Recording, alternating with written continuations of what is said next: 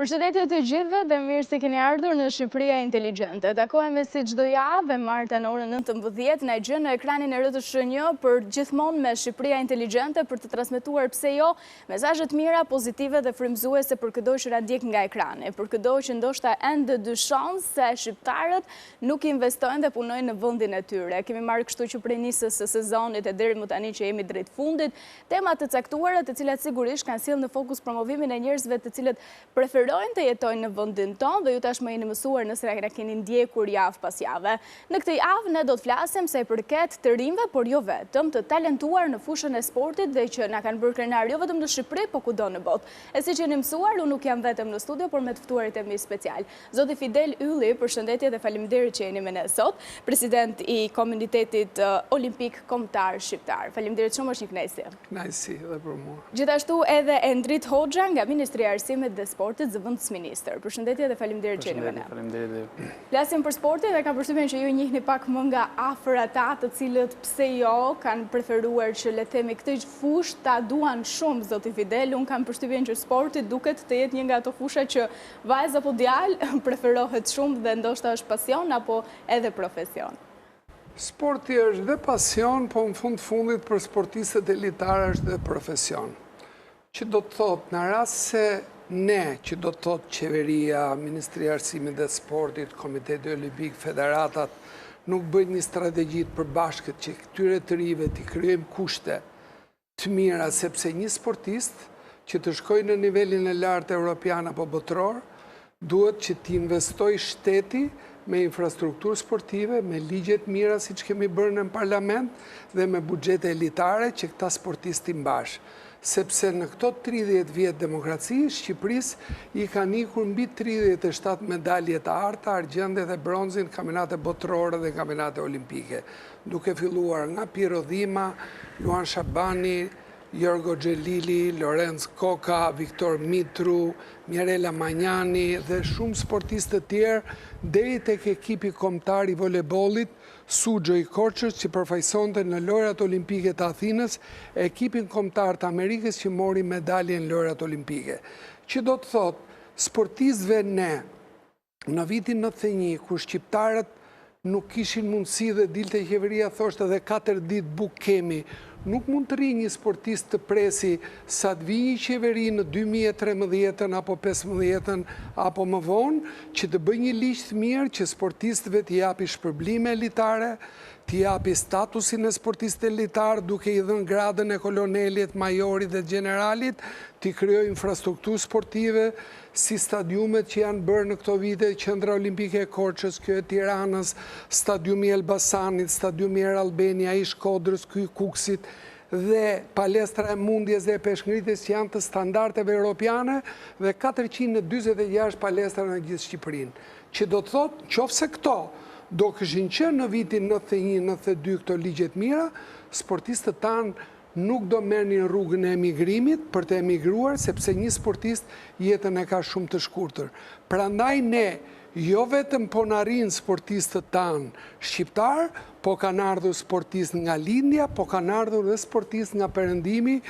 Lajmi i fundit ishte Lara Kolturi, që la Italin, një 15 vjeçare, dhe garoi mbas një viti për Shqipërinë doli kampione bote për të ri, dhe kemi pretendente kryesore për lojrat olimpike dimërore në 2026 në Milano Cortina, që tregon që ne duam jo vetëm sportist elitar, por ne kemi një synim bashkë me Ministrinë e Arsimit dhe Sportit, me Universitetin e Sportit, bashkërisht po bëjmë një studim, sepse në studim flitet një studim i vitit 95, 3% e popullatës së Shqipërisë merr me aktivitet fizik.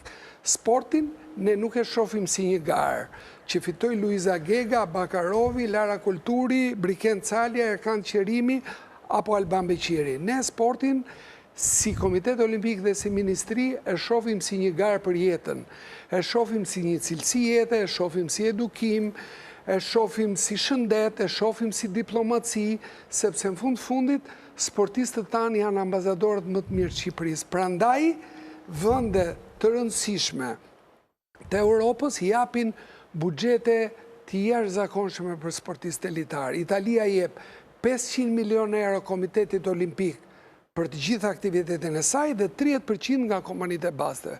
Prandaj Italia ka kampiona në atletik, kanë mundje, kanë boks, kanë skerm, kanë volebol, kanë futbol, kanë basketbol, sepse sporti pa para nuk bëhet. Që do të thotë sportistët ka nevojë për trajnime, për trajnerë kualifikuar, për medikamente, për vitamina, për kushte, për psikolog, për dietolog, sepse sporti është bërë shkencë sot. Dhe ne mendojmë që jemi në rrugë të mbarë, qeveria shqiptare i ka dhënë Komitetit Olimpik një projekt të ekipeve sportive në shkolla nëpërmjet Ministrisë së Arsimit, ku ne na jep $5 milion në vit për basketbol dhe volebol, ku kemi të përfshirë rreth 10.500 fëmijë në vitin që shkoi dhe 12 fëmijë do jenë në vitin e ardhshëm, që do të thotë nga mosha 8, 9, 10 deri në 17 vjeç, 61 bashki të vendit ne i kemi përfshirë në një aktivitet masiv që i vim në ndihmë familjeve shqiptare, që çdo prind do që fëmijën e vet ta çojë në një kurs qoftë muzike, qoftë sporti, po do paguaj 50.000 lekë trajnerin, do paguaj 100.000 lekë atletet, uniformën dhe shumë gjëra. Këto, nëpërmjet parave që qeveria shqiptare ka dhënë Komiteti Olimpik, ne i paguajmë trajnerët vetë, veshjet i kemi ne, dhe japim një masivizim për t'i larguar të rit nga veset, nga alkooli, nga duhani, nga kompjuteri, nga celulari, dhe t'i afrojmë afër palestrave, që të kemi një rini shumë të shëndetshme. Dhe këtë, ne po mundohemi për vitin e dytë rresht e kemi bërë më së miri, ku të gjithë fëmijët mbylljen e këtij viti ne e bëm në Vlorë, ku këtë vit Vlora është qyteti europian i sportit, dhe ne të gjithë federatave i kemi orientuar për të shkuar në Vlorë për të promovuar se sporti nuk është vetëm garë, po është dhe turizëm. Dhe gjithë turistët erdhën dhe pan një ceremoni madhështore nga sheshi i Flamurit deri në Lungomare, ku pan 12 ngjyra, gjitha bashkitë e vendit, me flamur, me veshje popullore, vajza dhe djem, gender balance, që ne kemi prioritetin tonë kryesor, dhe ne kemi bërë një promovim të jashtëzakonshëm, jo të Komitetit Olimpik, se Komiteti Olimpik nuk bën sport, po dhe të Federatës Volebolit dhe të Basketbolit, që kanë bërë një punë për t'u lavdëruar me kurset dhe me kualifikimet e trajnerëve që kanë sjellë dhe Federatat Europiane të Volebolit dhe të Basketbolit, që kanë trajnuar 450 trajnerë tanë të ekipeve sportive në shkolla, dhe po të shikoje ti, në finalet që u bën në Pallatin e Sportit Feti Borova këtu në Tiranë, ku ishte vetë presidenti, kryeministri, zëvendësministri, të shikoje që ekipi Kuksit, që s'ka pasur volebol për 2 vjetë, mundi gjitha ekipet e Shqipërisë, si për vajza dhe për djem.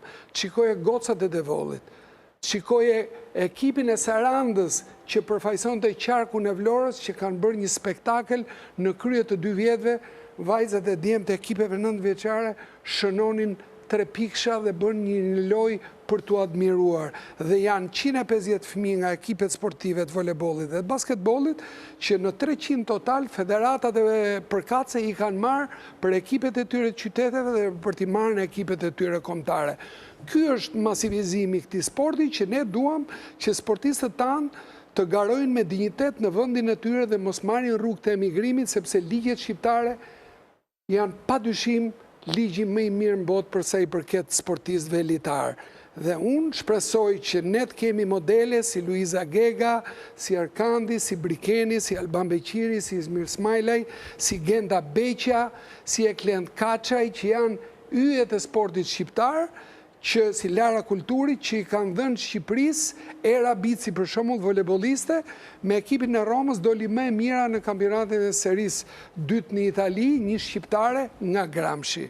Pra sporti ka filluar të gjallërohet për një arsye, sepse për herë të parë gjitha institucionet e sportit, duke filluar nga qeveria qendrore, nga Ministria e Arsimit, nga Komiteti Olimpik, nga të gjitha federatat janë bërë bashkë. Dhe duke u bërë bashkë, detyrimisht ne do të kemi një produkt të mirë, që jo vetëm Tirana ka qenë qyteti europian vjet dhe par vjet kryeqyteti europian i sportit për sa i përket rinisë, dhe këtë një vit më parë për sportin, këtë vit është Vlora, vitin tjetër do t'jetë Shkodra, në 2026 do t'jetë Kamza, dhe ne çdo vit do t'i japim qyteteve të Shqipërisë nga aktivitete pafund që të gjallërojmë lëvizjen olimpike, t'i tregojmë njerëzve dhe qytetarëve që sillin i fëmijët në sport, të largohen nga celulari se sporti është shëndet, sporti është edukim, sporti është socializim dhe sportistët tanë janë ata që ne na bëjnë krenar në të gjitha arenat botërore dhe europiane. Prandaj unë jam i gëzuar që mbyllëm një projekt dhe vitin tjetër përsëri do të vazhdoj ky projekt i ekipeve sportive në shkollë. Në fakt, zoti Endri, të duket sikur ajo që tha edhe zoti Fidel në fillim, ka të bëjë me faktin që përveç se kemi fokusin tek letimi, mendohet të jetë fokusit te Tirana edhe te njerëzit që cilët janë pjesë e Shqipërisë, po duket sikur edhe të huajt vinë në Shqipëri për ta parë sportin si një nga letemi zgjedhjet e tyre për të plotësuar ëndrrën, se ndonjëherë është dhe një ëndër e bërë realitet. Nga ana tjetër, sigurisht që vlen për të diskutuar edhe investimet që bëhen nga Ministria për Kace, që ndoshta publiku ka kurreshtin të dëgjojë. Faleminderit për ftesën. Duke përshtatur formatit të emisionit tuaj, do të nisja personalisht nga vetja ime, ku në 2005 jam larguar nga Shqipëria, si një ish sportist një sporti taekwondos, që është një sport olimpik, jo shumë i njohur në ato vite në Shqipëri, edhe duke parë në ato vite shpresa përsa i përket sportit, ndoshta ishte, jo vetëm me sportit, për disa fushave tjera ishte shumë e vakët, edhe nuk është se kishte këto që të rinjt gëzojnë sot. Për të kthyer pastaj në 2013 në një këndvështrim, jo se do një gjë shumë e madhe kishte ndryshuar, po realisht për të treguar edhe këtu në emision, ndoshta do duhet goxha kohë për të treguar pak edhe për jetën time, por se si realisht mendoja dhe besoja fort që përmes sportit njerëzit ndryshojnë karakterin e tyre dhe njerëzit bëhen më të sjellshëm, më të bindur, pra vlerat e sportit realisht çfarë ndikuan për jetën time për ta ndarë këtë dhe pse jo me të tjerët.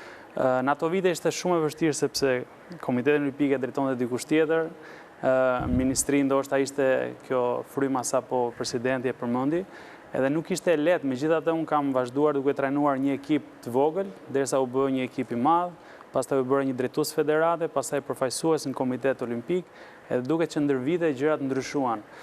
Jam krenar që jam në këto momente, sepse realisht ashtu siç e përmendi dhe presidenti Fidel Ylli, sporti gjendet tashmë në nivelet më të larta, besoj unë, sepse për Shqipërinë flasim shumë për turizmin, por besoj që këtë turizëm një pjesë shumë të madhe si edhe sporti, sepse si Ministria e Arsimit dhe Sportit dhe Komiteti Olimpik ne së bashku bëjmë politika të mira për sportin, por nuk bëjmë sport, por drejtojmë, edhe besoj që me ndihmën e Komitetit Olimpik edhe personalisht vetë zotit Ylli janë bërë ligje shumë të mira, por besoj që ne do vazhdojmë bëjmë ligje më të mira, por edhe buxheti ndër vite ka ndryshuar për sportin, mbështetja.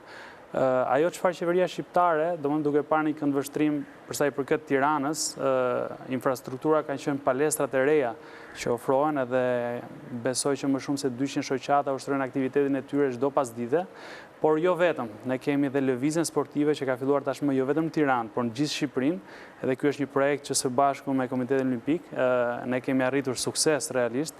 Është bërë një punë ndoshta nga shumë njerëz që e kanë gjykuar, por tashmë që po e shohin që po ndodh, duket e pabesueshme, edhe kur shikon vërtet ata të rinjt e Kukësit apo të çdo cepit të Shqipërisë që janë gjallëruar tashmë, por dhe tifozeritë e tyre edhe entuziazmi tregon që këtë gjë e sjell sporti. Është e vërtet që qeveria është fokusuar jashtëzakonisht në turizëm, por unë besoj që në një kohë që është fokusuar në turizëm, edhe sporti përfiton në këtë rast për treguar edhe për të lidhur më saktë sportin me turizmin.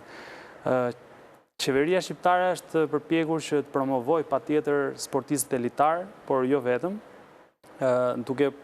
Ne besoj që kemi sfida akoma për sportistët elitar, sepse duhet që jo vetëm ne t'i shpërblejmë ata kur ata marrin një medalje, patjetër që ne jemi duke hartuar politika që t'i mbështesim ata edhe në gjatë përgatitjes, gjatë fazës përgatitore. Jemi duke përfaqësuar në Paris me sportistë shumë të mirë, presim edhe ftesa, pse jo, besoj që është një ekip më i mirë se i Tokios, pra duket që çdo vit ekipi gjërat po ndryshojnë. Nuk dua të përmend atë që zoti president Fidel Ylli përmendi që të rinjt ose le të themi pjesa e Lara Kulturi apo Abakarovi apo mundësit që po vinë për të përfaqësuar Shqipërinë është vetëm për para, nuk e besoj këtë, sepse ata realisht, domethënë, mund ta bënin këtë gjë atje, edhe atje patjetër, kështu që tregon që po afrohen për Shqipëri, sepse Shqipëria, domethënë përveç mbështetjes financiare që është shumë e lartë, por që jemi edhe njerëz të mirë, të dashur dhe japim vlera ndoshta më shumë se sa vendet kota janë. Përmendët emra shumë të mëdhenj dhe për hir vërtetës është shumë e saktë sepse janë emra të mëdhenj të tillë që na kanë bërë krenar jo vetëm në vendin tonë por edhe jashtë, por ndërkohë ka edhe nga ata të cilët i njohim disi më pak në thonjza, por që kanë një talent të jashtëzakonshëm. Më thash jo më kot këtë, sepse është momenti që ne të ndjekim materialin tonë të parë, siç jeni mësuar në Shqipëria Inteligjente, sa i përket suksesit tek të gjithë ata të cilët preferojmë se jo ta bëjnë atë në Shqipëri. Ndjekim dhe rikthehemi sërish bashkë në studio.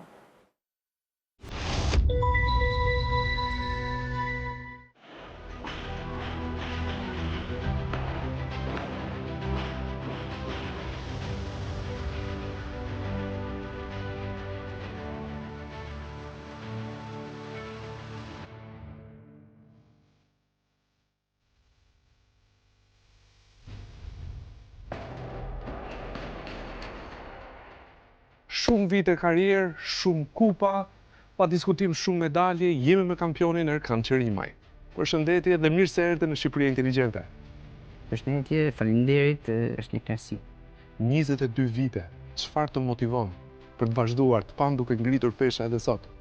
Po, faktikisht ka 22 vite që i sjell medalje Shqipërisë dhe medaljen e fundit e kam marrë në Sofje, kampionatin evropian, ku u shpalla medalja argjendit në kampion Europë, dhe që nga viti 2002 kam dalë që me moshat e para të rive, kampion Europë, kampion bote, kampion në SDU, rekorde për moshat, rekorde për të rriturit dhe prapë vazhdojmë përgatitjet, çfarë më motivon. Kjo është edhe sekret profesional. Po një pjesë e më të mirë, po do ndaj. Është momenti që merr kënaqësi që qof flamurin shqiptar dhe njihesh në arenën ndërkombëtare shqiptare me vlerësime nga njerëzit dhe është një kënaqësi që pak persona e provojnë të qenerit të përfaqësosh vendin, të çosh flamurin dhe është një emocion i veçantë dhe unë kam pas fatin që të kem mundësinë që të punoj, të marr regjim dhe të jem aty në podium që i flamurin, sepse shumë sportista punojnë, po edhe nuk arrin deri te podiumi. Dhe kjo gjë më motivon të jem përveç se të jem një kampion për vete, për familjen, për gjithë shqiptarët, po të jem edhe një frymëzim për ato që do vinë mbrapa. Por unë do doja të dija për te cila ka qenë ajo kupë ose ajo medalje e cila të ka lënë më shumë bresa në gjithë karrierën tate në 22 vite. Po ka qenë që ka pas impakt, jam shpallë kampion Europës në Izrael dhe ajo pati një impakt shumë të madh sepse u dha dhe gara live direkt në gjithë Shqipërinë dhe gjitha lokale, gjithë ato që shifshin edhe meshët e futbollit dhe kishin kthyr nga gara sepse ne ishim bashkë me sportistin tjetër Daniel Godeli dhe ishim në luftë sportive me Rusin. Edhe Rusi një superfuqi, si nga ana e sportit tonë, masi superfuqi, në peshkëngritje, kanë universitet, kanë trajnera, Universitet për peshkëngritje. Po, kanë universitet, kanë trajnera, mjekësi, fizioterapi, gjitha kurse ne nuk kishim asnjë lloj gjaje dhe ishim përballë disa shteteve shumë të fuqishme dhe ishte vetëm pasioni o dëshira dhe gjitha që ne të çonin flamurin. Dhe kjo më ka bërë më shumë. Pastaj çdo medalje ka atë kënaqësinë dhe efektin vet, po kjo ka pas atë impaktin edhe që e kam ndjekur më shumë edhe në popull. Sepse përpara asaj unë kalova një periudhë të vështirë dhe mendoj që në jetë njerëzit kalojnë periudha të vështira. Dhe në momentin që ke një periudhë të vështirë, atëherë duhet luftosh që të jetësh përpara sepse nuk është jeta fush me lule, po e rëndësishme është të rrimë këmbësh. Po, e rëndësishme është të ka të ringrihesh. Po të biesh. Dhe këtu e ndan mentalitetin e një kampioni me një sportisti normal që kalon një periudhë të vështirë, po unë jam prapë që marr medalje, unë jam prapë që fitoj dhe konsistent për 22 vite me medalje, punë, regjim dhe pavarësisht fjalëve, fjalë flasin, jo fat, jo tjetër. Por të jesh 22 vjet në medaljen ndërkombëtare, puna flet vetë, nuk ka nevojë për shumë reklam. Ti dhe peshkëngritja i keni sjellë shumë Shqipërisë, duhet të thënë kjo. Së fundmi kemi dëgjuar që ke filluar dhe një karrierë si pedagog. Ka qenë një periudhë kohe që kam marrë mësim të Universitetit Marin Baletit pjesa sportit dhe pjesën e peshkëngritjes ku unë dhe Kam dalë kampion dhe kam marru studimet për master shkencore e tjera dhe një periudhë kohë kam marrë mësim dhe pastaj fillova pjesën u fokusohet te stërvitja për çu flamurin se mendoj që është më e rëndësishme për mua dhe për ato që përfaqësojnë me çu flamurin. Në një moment të dytë mund ta konsideroj, por momentalisht është më e rëndësishme për çu flamurin. Që unë kam marrë në Tiranë në vitin 2006, kam filluar studimet për juridik, që kam marrë bursë studimi po te marrim baleti, kam marrë juridikun dhe licencën e avokatisë, pastaj kam marrë dhe shkollën e sportit tek Universiteti i Sporteve dhe por mbi gjitha ato arritje që unë kam, arritja më e madhe është që ti jesh kampion Evropë, kampion bote, pastaj edhe ti jesh normalisht mendoj që është e rëndësishme ti jesh njeri në radhë parë. Dhe unë jam edhe familjar, jam edhe prind dhe djali im shkon edhe në sport dhe mendoj që modeli i një sportistit me medalje ndërkombëtare mendoj që duhet të jetë në kompleks, të jetë tek pjesa e shkollës, tek pjesa e familjes, tek pjesa e imazhit që jep për tjerë. Kontribues në shoqëri, pa diskutim. Dhe normalisht që i jep shoqërisë, po edhe merr nga shoqëria dhe normalisht që do kontribuosh. Pikërisht për djalin, a do kishe dashur ose a punon për ta bërë sportist si vetja? Për t'ia kaluar këtë pasionin për shtangën ose ai e ka, sepse fëmijët mund t'i drejtosh tek sporti, po ose e kanë pasionin ose nuk e kanë ndonjëherë, domethënë është e kohë që të mundohen shumë. Domethënë unë mendoj që ai e don sportin, atletikën, peshkëritjen, futbollin, është e rëndësishme që të bëj sport.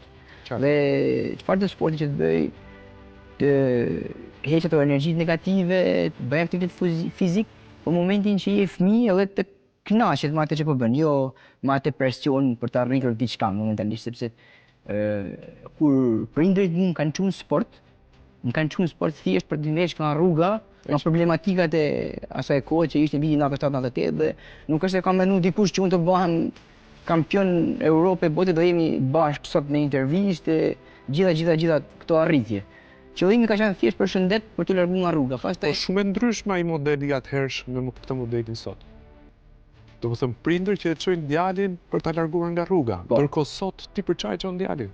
Po për aktivitetin fizik. Që të kënaqet, po, pak a shumë e njëjtë sepse për shëndet. Por dhe për të edukuar, sporti edukon. Po, edukon me punën, edukon me sjelljen, edukon me etikën, disiplinën, sillesh në shoqëri. Gjitha këto gjëra ndikojnë tek sporti, plus që sporti është edhe shumë i rëndësishëm për shëndetin. Edhe gjitha këto ndikojnë. Të japim një mesazh që sa më shumë të rinjtë gjithë merren me sport për shëndet. Nuk është e thënë për nivele të larta, por pastaj kush ka dhëna dhe kush ka talent, punoj për sa më lart. Erkan, do të falenderoj shumë, ishte kënaqësi. Faleminderit. U uroj përsëri medalje të tjera dhe trofe të tjera, sepse tek ty i ka syt gjithë Shqipëria, pa diskutim. Ishte një kënaqësi dhe për mua, pasi edhe këtë vit e marr me medalje dhe nuk është se po flasim për të gjitha ato medalje, po edhe për medaljen e këtij vit, po edhe për të tjera. Faleminderit. Faleminderit. Rikthehemi sërish bashkë të dashur miq, sepse si gjithmonë është momenti për të diskutuar të tjera pika kyçe sa i përket temës që kemi përgatitur në ditën e sotme, asaj të sportit, që le të themi dëshira e të rinjve, por jo vetëm, është pafund. Dhe duket sikur ka një interes zotë Ylli edhe nga mosha shumë e vogël, ose ndoshta më saktë sporti vetë nis nga mosha shumë e vogël. Shiko, unë vetë vi nga sporti dhe gjithë jetën time dhe dashurinë e jetës time kam tek sporti. Jam biznesmen, kam qenë pjesë e politikës për 12 vjetë, po dhe atje ku kam qenë politikë jam marrë me ligjet e sportit, sepse nuk e harroj kur kam qenë sportist vetë, kam qenë sportist kampion në të gjitha moshat, nga mosha 10 vjeç, deri në të rriturit mjeshtë sportit, trajneri Dinamo, si ekipit kombëtar, dhe Luçi me Dibushatin ishte kryetari Bashkimit Fiskulturistëve Sportistëve të Shqipërisë, nuk ka qenë Komiteti Olimpik gjatë kohës komunizmit. E i thoshat, na çoni deri në kufi se ikim në Greqi me bicikleta, vetëm ti marrim herë një mundësi të huaj. Dhe kishte sportistat jashtëzakonshëm ato vite që kam bërë unë. Pra ti në një garë mund dilçe i pari, garantit mund ishte edhe i teti. Aq rivalitet kishte dhe aq sportista e doni këtë sport. Por sporti fillon në një moshë të re. Unë kam filluar në moshën 9 vjeç e gjysmë, 10 vjeç. Dhe ne kemi futur po një mentalitet që përveç ekipeve sportive në shkolla që janë në 9 vjeçare dhe në gjimnaz, kemi futur dhe ekipet U8 dhe U10. Janë që në moshën 8 vjeç luajnë basketbol dhe volebol, po nuk i kemi bërë kampionate, se janë vej, po i kemi bërë festivale në gjithë Shqipërinë. Dhe po të shikojet i prindërit, se çfarë kënaqësie fëmijët të veshur, aq bukur, me ngjyra të gjitha qytetet e Shqipërisë, unë mendoj që jemi në rrugë të mbarë për t'i dhënë një rrugë të mirë rinisë shqiptare, sepse që të vegjël ata do edukohen me regjimi, sporti të edukon, sporti të kalit durimi, sporti të socializon. Edhe në shëndet është shumë i mirë? Po, shëndet është gjithë shka, pra kanë bërë studime, që në dy njerëz të barabartë, ai që ka qenë sportist ka qenë shumë herë më i zoti, ka qenë shumë herë më mirë dhe me mësime dhe ka çarnie. Dhe fakti tregon, unë po tregoj për sportin tim. Po të shikosh, mundjen për shembull, këta e quanin gjatë para viteve 90, ama këta mundësat, kështu si sporti dorës dytë. Po të shikoni, gjithë mundësat nga veriu deri në hyu janë bërë gjithë biznesmen. Në parlament kemi qenë 2 biznesmen edhe politikan që përfaqësonim parlamentin shqiptar nga sporti i mundjes. Tregon që sportit të kalit durimin, mund të kesh nevojë, sportet tona kanë qenë që ti duhet ulshe 3 kg nga pesha dhe duhet rrije dhe 3 ditë dhe një javë me periz duhet ulshe ushqimin. Një fëmijë tjetër do të hynte dollapit për të ngrënë pra. Kalitja që të bën sportit nuk ta bën asnjë gjë tjetër. Sportit kalit me regjimin, me socializimin me fëmijët e tjerë dhe sporti është shëndet, sporti është edukim. Prandaj ne i kemi, unë si presidenti i Komitetit Olimpik, gjithë jetën time kam folur dhe pa qenë deputet, edhe pa qenë presidenti i Komitetit Olimpik, kam dalë nëpër media për të promovuar sportin, por jam shumë i kënaqur që në fund të fundit sot po flitet për sport, po paguhen projekte për sportin, po bëjnë qytete europiane për sportin dhe sporti ka marrë vendin e merituar në shoqërinë shqiptare. Sepse, po të pyesun për shembull ju si drejtuesi i këtij emisioni, kush është presidenti i Argjentinës, e diti? Jo. Po Mesin e njeh? Po, patjetër. Po pse e njeh Mesin dhe nuk njeh presidentin e Argjentinës? Sepse sporti dhe yjet e sportit janë ambasadorët më të mirë të Argjentinës, të Brazilit, të Gjermanisë. Pra sportistët i njih kemi nëse janë yjet që përfaqësojnë vendet e tyre. Pra ne nuk përfaqësojmë veten tonë si presidenti i Komitetit Olimpik dhe delegacioni jonë. Atje kur shkojmë ne mundohemi të kemi sportistë të veshur, të mbathur, të performuar mirë, të trajnuar mirë, sa atje nuk përfaqësojnë Luiza Gegën, përfaqësojnë Albania. Po të tregojun ty një për shembull, kemi në një revistë, po të shkosh këtu ke Safari, ti ke telefoni jot dhe të shkruash Team Albania dhe do të dali revista olimpike. Kjo është Team Albania, është në mënyrë digjitale. Shikohet. Janë gjithë puna e Komitetit Olimpik, e federatave shqiptare që çka kanë bërë për një vit. Tani, do të shkojmë tani ke këta sportistët tanë që janë ambasadorët më të mirë të Shqipërisë. Edhe do të tregoj një video që çfarë promovimi i bëjmë në sportistëve tanë. Endri Manzici këtë iPhone-in tonë. Po të shikosh, vetëm një sekond, këtu ke yjet e sportit për vitin 2023. Një promovim nga në tjetër. Që janë kampionët tanë në shumë sporte. Shikohet, tani këtu janë kampionët tanë. Kjo është një faqe, faqja tjetër është kjo, këtu janë gjithë kampionët. Tu kemi një QR kod. Po ty ishte QR kodi këtu, fute Endri QR kodi këtu. Çfarë ndodh? Në momenti që del të QR kodit, të del një listë e të gjithë tyre sportistëve që ti pe, dhe ti zgjedh me radhë, gjithë ta që i kishe i kënë listë, e thu Luiza Gega. Shkon të Luiza Gega dhe të del gara e vjeçme që Luiza Gega përfaqësoi Shqipërinë dhe doli mori medalje në artë kampionatin evropian. Pra, të gjithë shqiptarët dhe jo vetëm tashmë mund të ndiqen kudo. Është videoja aktuale, e kuptoj. Kjo është video që pa pasur revistën këtu, vetëm me QR kod, ne promovojnë Edhe në përmjet teknologjisë, duket si për në gjdo fush në fakt në Shqipëri është, prandaj dhe ne kemi emision në Shqipëri Inteligjente në këtë fokus. Kjo është inteligenca që Komiteti Olimpik ka bërë një muzeum virtual që duhet vish një ditë të zyrat tona të shikosh. Ka bërë revistën e vitit kaluar dhe këtë vit fillon në revista e vitit dytë, ku ne i bëjmë një promovim të jashtëzakonshëm sportistëve tanë, në ekipet sportive në shkolla, ne kemi një grup mjekësh që nuk i japim një top fëmijëve dhe kush skuadër fitoj, po kemi matjet antropometrike, për çdo fëmijë kemi kartelat të dedikuara të grupit mjekëve. E masim një sportist në vitin e parë, kur mbaron e masim përsëri dhe i shikojmë shisit të kemi marë dhe shiko se si je.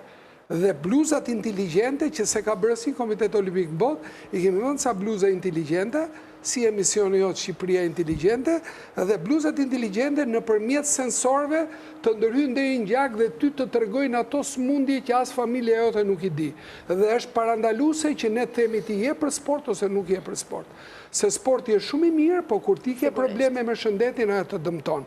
Pra ne jemi avangard në shumë gjëra që si kanë bërë dhe Komitete Olimpike, por ne mund të bëjmë gjithçka, po se promovuam, ne kemi ngelur në vend. Promovimi është gjëja më e mirë që janë gjithë këto gjëra të cilat bëhen, por duhet të thuhen dhe publiku edhe t'i shohë. Prandaj edhe ne kemi marrë këtë le të themi nisje që të kuptojmë çdo gjë që ju thoni për ta kuptuar edhe publiku që kjo gjë është, ta shohin. Dhe si informacion, po e them këtu në emisionin tuaj, javës tjetër, ne kemi një memorandum bashkëpunimi me Radio Televizionin Publik Shqiptar, ku do tjetë partneri ynë mediatik dhe do tjetë në revistën e ardhshme me gjithë QR kode, çfarë promovimi ka Radio Televizionin Shqiptar, emisionin tënë dhe shumë emisionet të ndjekura do tjetë me QR kode. Ti shkon ke RTS, fut QR kodin aty dhe dalin gjithë emisionet, plus që do t'jemi live nga Parisi dhe do t'i japim një kontent jashtëzakonshëm Radio Televizionit Publik Shqiptar që shihet në gjithë Shqipërinë.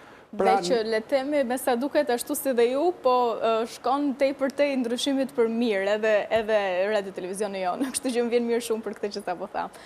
Zotë Endrit, ndoshta do doja të dija kush janë ato sporte që le temi ne habitemi kur i dëgjojmë se shteti dikur në le temi në fillimet e tua që preferohen nga të rinj dhe që ka mundësi edhe për të bërë pjesë të tyre. Se ndonjëherë paragjykohen, për shembull taekwondo apo profesione apo fushat të tjera të sportit që të thua, ok, volejboll, futboll edhe 2-3 të tjera. Por ka preferenca dhe investime edhe në këto sportet të tjera? Shiko, është e vështirë që të thuash të paktën për pjesën e Shqipërisë. Domethënë ndoshta nuk është e mirë për ta thënë, por ne ndoshta kemi humbur pak kulturën e sportit, edhe realisht ndoshta paragjykojmë pak dikë, po siç e the ti për shembull për taekwondo ose për sporte të tjera, pse është edhe për femra. Po, kjo pyetje tipike. Na lind edhe kjo, pse boks ose shikojmë ose peshngritje është edhe për femra, ne kemi ndërkohë kampione e Europe, një vajzë, Gigantinën. Pra, le të themi ne po e shkrim duke suportuar, duke nisur mbështetjen financiare, se është ajo e para që të rreq, pastaj edhe pjesën tjetër të promovimit. Unë do të thoya që ne jemi në një moment shumë të mirë, le të themi Ministria e Arsimit dhe Sportit, ose jemi, si thua, Shqipëria Inteligjente, sport inteligjent, sepse me pak si Shqipëri, me pak gjëra, me bon sensin e mirë, me pak buxhete, ne kemi arritur që të kemi kampion bote, kemi arritur që të kemi kampion Europe, dhe për një shtet, dhe përfaqësues tashmë në Olimpiadë me 3 mundësa që ndoshta nuk i ka as Kina. Pra, ne po tregojmë që jemi inteligjent, sepse realisht, kur përmendim Italinë që ka një buxhet 500.000 euro dhe një komitet olimpik shqiptar apo një buxhet sportit që ndoshta nuk është as 0.0% e tyre dhe arrim që të jemi në këto arena tregon që ne jemi duke bërë një punë të mirë edhe jemi duke u treguar inteligjent. Për sa i përket sportistave dhe sporteve që paragjykohen apo jo, unë besoj që në Shqipëri ne së bashku me Komitetin Olimpik jemi duke evidentuar edhe sporte të reja, si që janë surfing, triatloni, jemi në evidentime sipër, por ajo çfarë është bërë më shumë e mirë, domethënë është përdorimi i palestrave. Si shikojmë palestrat që përdoren sot dhe palestrat e shkollave janë bërë standarde që ndoshta nuk i kanë as Italia. Domethënë ato mund të kenë qendra sportive, por jo në palestrat e tyre shkollës të kenë këto palestra që janë duke u zhvilluar. Besoj që sportet përveç voleybollit dhe basketbollit, që ishte masiv, unë besoj që Komiteti Olimpik do filluar nga viti ardhshëm, do ketë pse jo edhe ping-pongun edhe sportet tjera të arteve marciale që preferohen nga të rinjtë sot. Sportet e reja janë dhe sfiduese. Ajo që ne duam dhe kemi qëllim është që njerëzit të mësojnë përmes sportit që edhe mund të humbësh, edhe të pranosh dhe humbjen, edhe të gjesh dhe forcën të ngresh, edhe të vazhdosh të ecësh përpara. Që kjo është e lidhur dhe me jetën. Nëse ne nuk e provojmë këtë në sport, po të shikosh personat që merret... Më mirë ta provosh në fillim në sport, pastaj në jetë. Po patjetër, dhe ka fëmijë, ndoshta kjo vlen për t'ia theksuar edhe prindërve, se unë, domethënë, ka vite që jam marrë dhe me fëmijë, edhe gjithmonë duket që shiko se nuk ka dëshirë. Ndoshta nuk ka dëshirë se s'ka dëshirë të provoj humbjen, s'ka dëshirë, por duhet edhe të qaj, patjetër duhet edhe të qaj, po duhet edhe të qohet, duhet edhe të trajnohet sërish, pra dhe këtë ta ofron sporti. Një lidhje shpirtërore shumë e bukur. Patjetër edhe për të ngritur dhe kjo fush të ndihmon dhe në pjesën nëse ti do studiosh për doktor. Mbaj mend një profesorin tim, tha Gjo, unë bëra art marcial taekwondo, tha, po kur ika në Amerikë dhe kuptova, tha, që të mbaj atë jelekun e prontës së kohës shpejtësi që bëte rrezet, tha, nëse nuk do kisha bërë sport, tha, unë do ta kisha lënë. Pra tregon që pa aktivitet fizik, asë një fush tjetër, besoj fort këtë, nuk ka rritje, nuk ka... Ne do ndalemi sërish për një tjetër rast suksesi, aty ku sigurisht në studio mundohemi të flasim për investimet të ndryshme, apo ndoshta edhe përse përket informacioneve të ndryshme në fusha. Tashmë në rastin tonë të radhës, e ndjekim dhe rikthehemi sërish bashkë.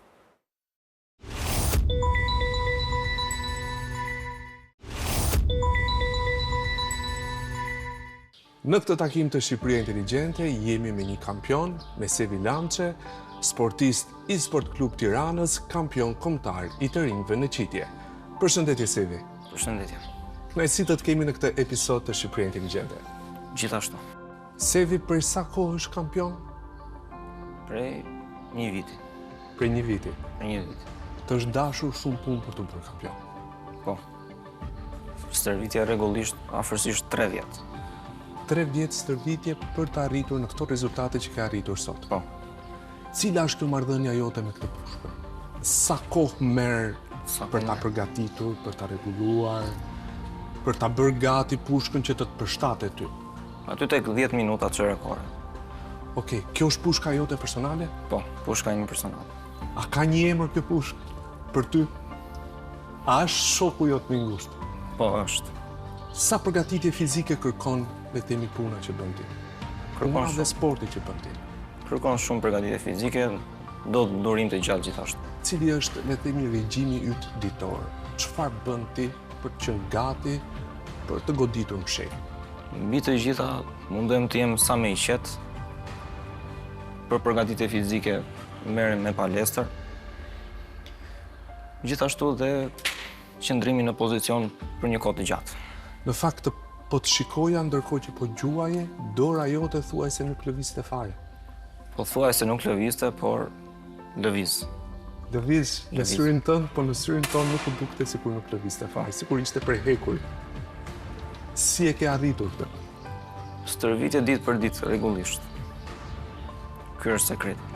Ky është sekreti. Ku ka lindur ky pasioni jote? Ka lindur kur kam qenë më i vogël, kur kam gjatur me armë zjarri, me armë gjuhëtie. Dhe më vonë, kur u hap poligoni, fillova të bëj stërvitje këtu. Si mësove për këtë poligon? Ka një tabelë sipër. Pra ishte ajo tabela që të ngacmoj? Që më ngacmoj. Thonte datin e hapjes. Data u te kalua dhe nuk po shifja poligonit ishte i hapur. Por më vonë, duke kërkuar për kontaktet, u lidha me trajnerën dhe fillova stërvitjen. Është një pasion që e ke nisur pra 3-4 vjetë përpara, sot sa vjeç je? 17.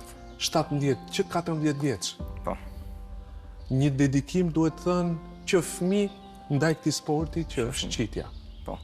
E sheh në perspektivë, le të themi, që do të jetë një pasion që do ta ndjekësh të sport. E shikoj dhe shpresoj që një ditë të bëjmë një trajner. Të bësh një trajner. Ëndra jote të bësh një trajner. Po, të mësosh më të rinj. Të mësoj më të rinj. Deri kur parashikon se do ta ushtrosh këtë sport? Deri sa të jem gjallë. Më trego pak për trofet e tu. Në këtë sport kam pasur ulje ngritje të të vazhduar. Kam pasur humbje, kam pasur fitore. I konsideron si humbje, le të themi, kur nuk deli pari? E shoh si një mundësi për të dalë më mirë garën tjetër. Kampion kombëtar për të rinj? Jam fitues i kësaj gare, nuk mund të quhem tamam kampion. Fitues i kampionatit të rinj. Është një kampionat i cili që zhvillohet në Shqipëri, Po, në Shqipëri, ka konkurrencë, ke le të themi rival të tut po, që ka konkurrojnë. konkurrencë me ushtrimin e pushkës. Janë të moshës tënde, po prapë, Pak apo a më të shumë. mëdhenj, Më apo të vegjël dhe pak më të mëdhenj. Dhe ti ke dali pari. Po, këtë kampionat dola i pari. Ke marrë pjesë në kompeticione jashtë vendit? Për momentin jo.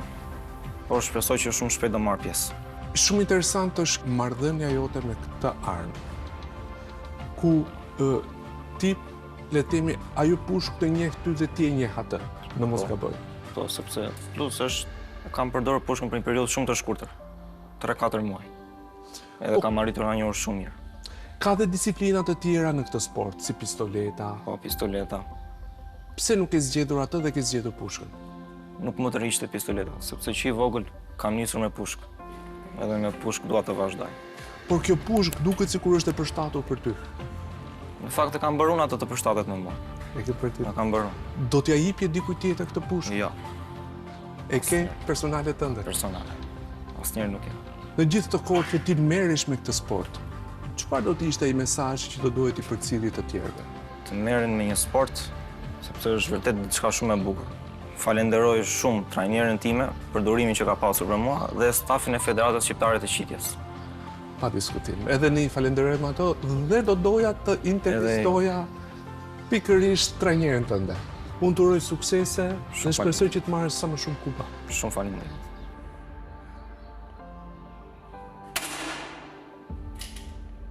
Do ta vijojmë intervistën tonë me trajnerën e Sevit, zonjën Shpresa Kotri, trajnerë Sport Klub Tiranës në Qitje. Po. Kënaqësi të kemi në Shqipëria Inteligjente. Çfarë po ndodh me sportin e Qitjes? Të themi në një bum shumë i madh jo, po ka ecur shumë. Ka ecur shumë. Ka ecur. Nga gjithë ajo tranzicion që u bë, sporti i Qitjes e ka marrë veten. Po i rikthehen të rinj këtij sporti? Patjetër kemi shumë kërkesa, por nuk i përballojmë dot sepse edhe baza materiale është më kufizuar. E qartë. Dhe është disi specifike, le të themi nuk është një sport i lirë. Është disi i kushtueshëm, le të themi. I kushtueshëm është, po, sepse armët kushtojnë shumë, Qartë. veshjet kushtojnë shumë. Megjithatë, ne kemi mbështetje. Kemi mbështetje. Sporti i Qitjes po ecën, mbështetje nga federata, mbështetje nga klubet që mbështesin sportistat me trajtimet, me këto, mbështetje pastaj edhe nga trajneri që është i disponueshëm në çdo moment, në çdo orë. Unë jam trajnere e ekipit parë, Qartë. që i kam të gjitha llojet e moshave. Trajnerë e ekipit parë, po dhe ish sportiste, duhet thënë. Sportiste, domethënë, nuk po i them vitet, po them që në 76-ën. Që në 76-ën. E deri tani Që në kohën e art të sportit. Unë nuk e kam lënë as një minutë. E qartë. Që në 76-ën deri tani. Sportiste vetë, trajnerë vetë. Sportiste 35 vjetë dhe trajnerë 18 vjetë. Pra ky pasion vazhdon. Vazhdon dhe unë nuk e di si do ta lë se kur mendoj që një ditë duhet hiki, mua sikur më shkëputet diçka. Them si do rri, si do bëj, por nuk do ta lë, sepse ky sport vazhdon me moshat e ndaja. Pa diskutim. A ka një mosh? A ka një limit? Mosh nuk ka, limit nuk ka, ne kemi dhe moshat ndaja në ekipe, por ka dhe moshat ndaja në botë që konkurrojnë akoma, kështu që unë nuk do ta lë. Mund shkëputem nga klubet, por do krijoj ekipin e moshave të mëdha dhe konkurrojnë dhe ato jashtë. Pa diskutim. Si Sevi, a kemi të tjerë? Kemi. Kam dhe klubet e tjera, edhe neve kemi, themi që si vjetë ne do konkurrojmë me shumë të rinj. E qartë. Jo vetëm me Sevin, po Sevi është i veçantë sepse unë kam punuar me Sevin individualisht. E qartë. Pasion i madh dhe rezultate që vinë. Nuk e di, kemi qelluar të dy që dhe ky e do shumë këtë sport, edhe unë po ashtu. Pa diskutim. Por Sevi ka ecur shumë mirë sepse është shumë këmbëburrës. Sevi ti thua është në çdo orë, Sevin e ken poligon. Dhe unë jam shumë e lumtur, shumë krenare që them shqyr që e dashuron dikush këtë sport. Sporti i Qitjes, a do t'i rikthehet atyre kompeticioneve ndërkombëtare? Po E shihni, domethënë, patjetër. se ju fotet për një periudhë transicioni. Tashti janë nga 4 të rinj që këta ecin shumë me njëri tjetrin, klubeve të tjera. Ecin do me thënë baraz, dikush këtë gari pari, dikush dytë, të katër këta janë gati për të konkuruar me botën. Të paktën me të rinjt e botës, me kampionate europiane, me balkanike, do me thënë janë gati. Ashti vetëm është ajo hapi që bë federata që ti çoj, ti mbas fondeve që kanë. Pa diskutim. Por që këta janë gati. Ambienteve nga ana tjetër. Është sport që kërkon dhe kemi ambiente. Ambientet i kemi pak të problematike, nuk janë këto kushte. Po. Këto janë kushte, do me thënë, kemi bërë vetë më shumë, se bota nuk i ka kështu.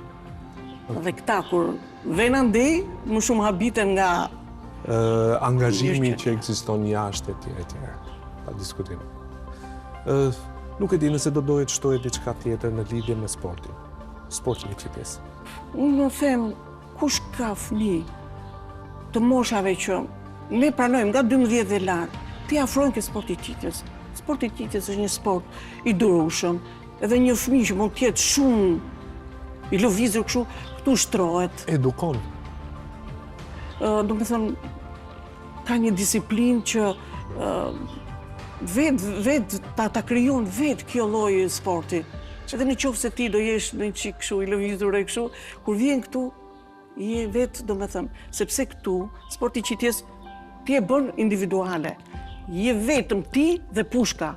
Nuk ke spektator, nuk ke konkurrent, ti bën garë me veten tënde. Por është një sport që kërkon përgatitje për shumë e shumë vite për atë momentin kur ti përballesh me konkurentin. Kapiten, emocionet duhet të jenë mëdha kur garohet në këtë sport. As diskutohet që stërvitja vitet bën të vetën, të krijon një stazh pune, të krijon një farë sigurie, por në qoftë se punohet për ditë, siç punojmë ne, paktën unë me Sevin, për ditë, harriet shpejt. Sevi për 2 vjet e gjysmë nuk është ndarë nga vendi i tretë deri ke i pari në çdo aktivitet. Jo në vit një, se kemi 8 aktivitete dhe Sevi futet tek të gjitha, dhe këtë rriturit dhe këtë rinjt. Do me thënë 8 aktivitete Sevi i ka në vit dhe nuk i ndahet vendit të tretë deri ke i pari. Shpresoj unë të uroj për këtë sukses të përbashkët tuaja, të Sevit dhe tëndin. Kjo nuk është vetëm puna ime, thash, është e federatës, është e klubit, Qartë. është e vetë sportistave që janë të impenjuar për këtë punë, sepse një njeri nuk mund të bëj asgjë. Pa diskutim. Kështu që dhe unë i falenderoj shumë dhe pres më shumë nga ata që ta ndihmojnë sa më shumë. Dhe ne presim më shumë nga ju që të sillni sa më shumë kupa në Shqipëri dhe kupa të marri Sport Klub Tirana të marri sa më shumë kupa gjithashtu. Edhe për ju një falënderim që pasqyroni këtë lloj sportesh që lihen një çik në hije, por duhet sepse ka të rinj që nuk e dinë që ekziston qitja. Faleminderit. Faleminderit juve. Rikthehemi sërish bashkë të dashurmish në këtë pjesë të fundit dhe të shkurtër të emisionit, ku sigurisht nuk mund të lëm pa përmendur ndoshta e ndrit edhe synimet që mund të kemi në të ardhmen. Nëse ka diçka të cilën nuk do na e lini surprizë, edhe pse zoti Ylli na e tha lajmin më të mirë sa i përket bashkëpunimit me Radio Televizionin Shqiptar, por ndoshta një synim të radhës nga ministria për të investuar pse jo në sport. Si që thash, sfida për Ministrinë e Arsimit Sportit, edhe pse janë bërë kaq shumë gjëra të mira, gjithmonë njerëzit kur bën shumë, atëherë fillon kërkon akoma më shumë. Sa po e bëra unë më duket. Po besoj që ne kemi sfidë mbështetjen drejt për drejt tek federata sportive, që janë, le të themi, pjesa kryesore e atyre që drejtojnë disiplina sportive të ndryshme. Por ajo që është sfidë është mbështetja e tyre, federatave, pak domethënë me një buxhet më të lartë. Sfidë tjetër është mbështetja e sportistëve litar gjatë fazës përgatitore të tyre. Sfidë nuk na mbetet vetëm buxheti, por edhe nismat me të cilat ne do fillojmë të marrim, ashtu siç kemi bërë me Vlorën, por edhe me Shkodrën edhe me qytete të tjera, thjesht për të nxitur ose për të injektuar më tepër që të flitet për sport, sepse realisht e shikojmë kur Tirana ishte qytet e sportit, mirë aktivitete sportive. Më shumë se këtë vit e se vitin e kaluar, Vlora gjithashtu, edhe Shkodra patjetër. Sfidë na mbetet që realisht ne jo vetëm ta promovojmë, por edhe ta jemi pjesë, siç kemi zhvilluar një aktivitet me administratën publike, që vetë qeveria, vetë përfaqësuesit e qeverisë kanë bërë aktivitet sportiv, garë, duke organizuar ekipe përmes tyre, kështu që unë besoj që ne nuk do të fokusohemi vetëm tek një grup mosh, por do fillojmë që nga fëmijët, edhe pse jo deri tek të vjetrit mund t'i quaj. Do të një mesazh të fundit ndoshta edhe për të frymëzuar publikun? Ne kemi disa qëllime. Qëllimi kryesor është masivizimi i popullatës për të marrë me aktivitet fizik. Dikush me ecje, dikush me vrap, dikush me not, dikush me biciklet, që të kemi mundësi që popullata jonë tjetë shumë e shëndetshme. Unë më kujtohet një shprehje kur Barack Obama në mandatin e tij të parë, që në ditën e parë që hyri në shtëpinë e bardhë, takimin e parë e bëri me elitën e sportit amerikan. Dhe ju drejtua Dick Nowitzki, një me Gjerman me origjinë, ai loste me Dallas Mavericks atje, dhe i thot, ju jeni modeli më i mirë anglosakson për rinin tonë, dhe ju jeni Amerika, imazhi juaj është imazhi më i mirë, dhe ngriti një task force $263 bilion për t'i investuar në sport, sepse shoqëria amerikane është bërë obeze, që tregon 1 lek i investuar në sport, ty do të kthehen 7 lek mbrapa nga shëndetësia. Prandaj ne kemi prioritetin tonë, bashkë me Ministrinë, me Universitetin e Sporteve, kemi bërë një memorandum me rektorin e Universitetit Sporteve Agron Kasa dhe me drejtorin e qendrës kërkimore shkencore Arben Kaçuri, që ne kemi nisur një grup pune që të kemi mundësi, do dali me disa template në të gjithë Shqipërinë, me disa student që janë të masterit e rreth 200 student, për të bërë një pyetësor dhe për të parë gjendjen reale të popullatës tonë, që ne të kemi mundësi të fokusohemi, shumë shpejt kanë ardhur disa kërkesa për të bërë dhe sportin për të gjithë, i cili ka mbi 20 vjet që nuk funksionon, se i ka ndruar jetë presidenti, por është një federat shumë e rëndësishme për lëvizjen amatore të sportistëve dhe qytetarëve shqiptarë. Dhe lajmi tjetër është që ne si Komitet Olimpik, në muaj shtator kemi iniciuar disa lojrat e Europës juglindore, që do të thotë vendet e Ballkanit Perëndimor, duam t'i sjellim këtu me sport, që do bëhet në Sheshin Nën Tereza, muzika do bëhet në Sheshi Italia, përballë sallës kongrese do bëhet kulinari dhe turizëm, dhe në pallat sporti basketbol dhe volejbol, por në Shesh do bëhet beach volley dhe basketbol 3x3. Dhe ne duhet që për 3-4 ditë Tiranën duam ta gjallërojmë dhe t'i tregojmë opinionit botëror dhe atij europian që vendet e Ballkanit Perëndimor janë bashkë për të shkuar drejt Europës me muzikë, me sport, me kulinari dhe me turizëm. Dhe lajmi i fundit është që ne përsëri kemi iniciuar një qendër olimpike, që do t'jetë një nga qendrat më të mëdha olimpike në botë, për sa i përket sporteve që do t'ketë brenda, jo vetëm nga masiviteti, dhe është afër aeroportit, dhe shumë shpejt jemi në tratativa me princin e Arabisë Saudite, që ne të kemi mundësit të bëhet një partneritet publik-privat, ku tokën të jap qeveria dhe investimin të bëjnë ata. Dhe ajo qendër nuk do të shërbej vetëm për sportin tonë, se ne vetëm 50 sportistë elitarë kemi, po për elitën e gjithë sportit botëror, që mund vi dhe ekipi Ronaldos, dhe ekipi Messi, dhe ekipet uja, për t'u aklimatizuar në këtë qendër, që do ketë 3 hotele me 5 hyje, do ketë hotele për sportistët, muzeum, kinema, restorante, stadium, 21.508 vende dhe 3 stadiume të tjera, mini stadiume nga 4.000 vende me pista atletike. Është një qendër që kur ja kemi treguar gjithë vende europiane, thotë do të kishte zilit çdo vend i botës. Jemi në tratativa, jemi në mbyllje të projektit, do t'ja japim qeverisë shqiptare, se i takon asaj, se toka është e qeverisë, për të negociuar, si që negociua e marrin Durrës, që qeveria dha tokën dhe ata bën një investim $2 bilion për zhvilluar turizmin. Kjo qendër do t'i shërbejë dhe turizmit, dhe sportit, dhe qytetarëve shqiptarë që kur vje fundjava do ikin në Golem, do ikin këtej të Hansa Jufka këtej nga Mulleti, ne duam që t'i afrojmë afër këtej qendër, të bëjnë sport, të bëjnë patina, të bëjnë basketbol, të bëjnë lojra ujit, të shohin kinema, të kenë të gjithë facilitetet dhe për qytetarët e Ballkanit dhe të Europës, jo vetëm për ata shqiptarë. Janë lajmet mira që shpresojmë me bashkëpunimin që kemi, me qeverinë, me ministrinë, federatat janë mbledhur në ombrellën e sportit dhe kemi një atmosferë të mirë.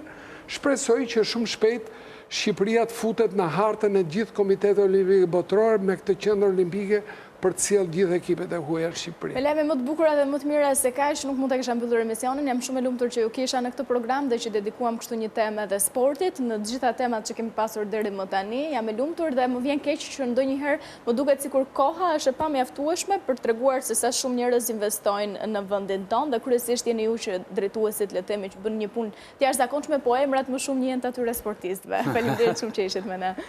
Faleminderit edhe publiku që na ndoqi nga ekrani. Ishte kjo gjithçka e përgatitur për Shqipëria Inteligjente në ditën e sotme. Unë ju le takim si gjithmonë javën tjetër të martë në orën 19 në RTSH1. Mos harroni të na ndiqni edhe në rrjetet tona sociale ku jemi aty aktiv me çfarë mund të humbisni gjatë programit. Shihemi të martën, mirupafshim.